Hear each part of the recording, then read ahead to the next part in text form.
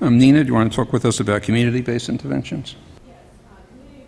Interventions and from the perspective of healthcare providers began with Dr. Asha Gold-Weber, and looking at the ecological model discussed the overlapping influences of the microsystem on up to the macro level and some of the feedback loops that must be considered. She talked about community-based participatory research and the importance of involving community members from the get-go.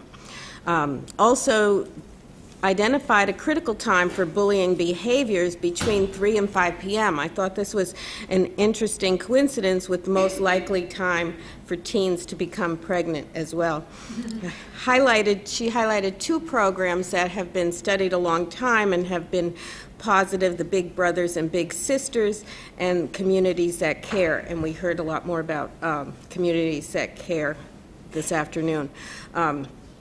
We also need to acknowledge that there can be positive mentors as adults and as well as peers. Then Dr. Wright spoke from the perspective of the pediatrician and other healthcare providers, and looking at a critical but very brief window to provide some anticipatory guidance for healthy development, and also to identify and provide assistance to students who may be vulnerable or suffering from negative health outcomes, such as internalizing and externalizing symptoms, and looking at those symptoms in relation to bullying. Though challenging to fit this into the limited time for child health office visits, whether they're well child or acute visits.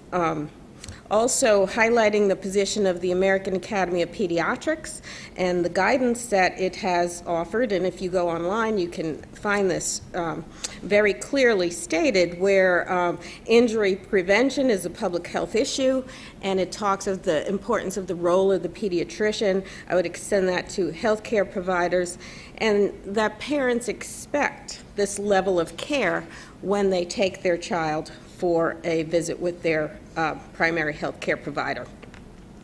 One of the gaps that was a question that evolved from the audience was the need for connections between the healthcare providers and school personnel, and how can we do this within the context of confidentiality. But there are appropriate times for healthcare providers and healthcare professionals in schools to share information within those confidentiality limits, of course. Dr. Diaz added that the healthcare provider creates a safe space, and when asked appropriate questions, youth are likely to share their concerns and possibly incidents of peer victimization and bullying. Bright Futures was highlighted as a wonderful resource provided by the American Academy of Pediatrics, where there are toolboxes. I've used this quite extensively myself in my own practice, where there's information for parents and mental health and healthcare professionals.